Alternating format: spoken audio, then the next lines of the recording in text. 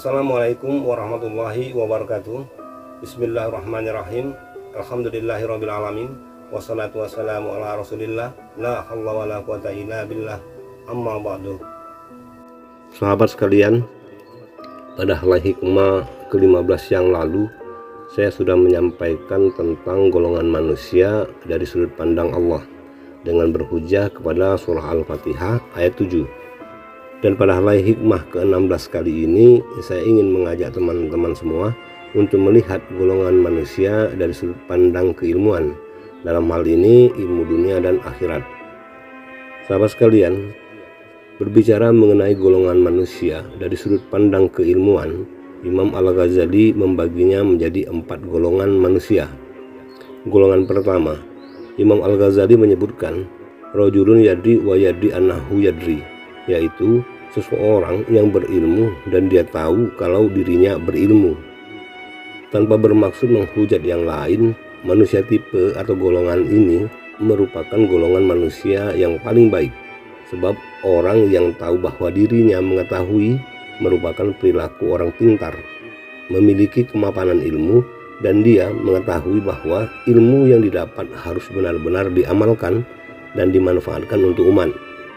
Jika menyebut suatu golongan yang terdapat dalam tatanan masyarakat, maka ulama dan para kiai termasuk golongan ini. Tentu saja ulama di sini bukan sekedar labeling atau popularitas saja. Sekali lagi bukan. Akan tetapi benar-benar ulama, yaitu orang yang memiliki kedalaman pengetahuan atau berilmu dunia akhirat, dan ilmu tersebut benar-benar menjadikannya dekat dan takut hanya kepada Allah, serta mengajarkan kebaikan dan mengajak umat ke jalan yang lurus, jalan ketakwaan. Terhadap golongan pertama ini kita harus takzim atau mengikuti, menghormati, dan meneladaninya dalam menjalani kehidupan sehari-hari, baik dalam tuntunan sosial, politik, agama, dan lainnya. Kemudian lagi golongan yang kedua, Imam Al-Ghazali menyebutkan rajulun yadri wala yadri annahu yadri, yaitu seseorang yang berilmu tapi dia tidak tahu kalau dirinya berilmu.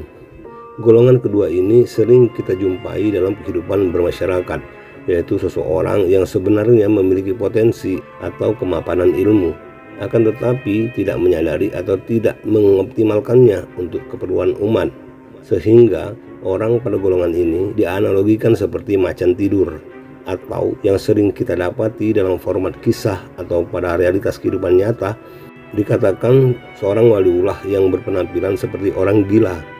Saya rasa sebagai seorang muslim yang cerdas, kita harus skeptis. Logika sederhananya adalah waliullah itu menyeru dan memberi tauladan yang baik, dan ini sangat kontradiktif dengan berpenampilan seperti orang gila. Apapun alasan pribadinya, seperti yang katanya pribadi bersangkutan mau menyembunyikan jati diri yang sebenarnya, atau meninggalkan urusan duniawi dan sebagainya, semua itu tidaklah dapat dibenarkan. Kemudian lagi golongan ketiga, Imam Al-Ghazali menyebutkan rajulun la yadri wa yadri annahu la yadri, yaitu orang yang tidak berilmu dan dia mengetahui bahwa dia tidak berilmu. Secara singkat dan sederhana, golongan manusia ketiga ini adalah mereka yang sedang dalam proses mencari ilmu.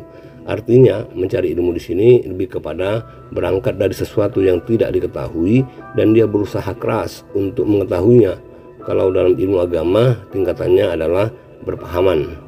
Menurut Imam Al-Ghazali, tipikal manusia golongan ini masih tergolong baik, sebab golongan ini adalah tipe manusia yang dia menyadari kekurangannya.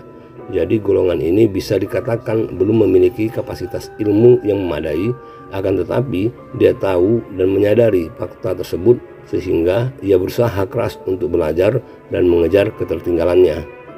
Terakhir, golongan keempat, Imam Al-Ghazali menyebutkan rajulun la yadri wa la yadri annahu la yadri, yaitu orang yang tidak berilmu tapi dia tidak mengetahui bahwa dia tidak berilmu.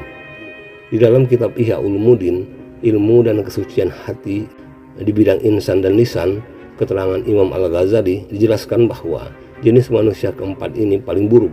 Celakanya, model manusia seperti ini adalah susah diingatkan, keras kepala, selalu merasa tahu, merasa memiliki ilmu, dan berhak menjawab semua persoalan. Padahal ia tidak mengetahui apa-apa, sehingga kita dapat mengatakan kepada manusia golongan terakhir ini bahwa Apa yang ia ucapkan lebih banyak menyesatkan karena tidak memiliki landasan keilmuan yang jelas dan mapan, terlebih dalam hal perkara-perkara syariat dan akidah Islam. Inilah 4 golongan manusia dari sudut pandang keilmuan. Dalam hal ini ilmu duniawi dan ilmu ukhrawi atau ilmu agama. Jika kita sebagai insan yang awam agama, maka ketika usia kita sudah menginjak kepala 4 atau lebih, seyogyanya aura keislaman mulai terlihat pada diri kita. Jika demikian, maka insya Allah kita termasuk ke dalam golongan ketiga, yaitu rajulun la yadri wa yadri anahu la yadri, yaitu orang yang tidak berilmu atau kurang berilmu, tetapi meskipun dia tidak atau kurang berilmu, berangkat dari keadaan tersebut, dia tetap berusaha keras untuk belajar dan mengejar ketertinggalannya. Jadi jangan sampai ketika usia kita sudah kepala 4 atau lebih, namun aurah sebagai seorang muslim tetap saja tidak terlihat. Ibarat kata, ketika orang yang pertama kali berjumpa dengan kita, dia bertanya-tanya, "Bapak tua ini muslim atau bukan ya?"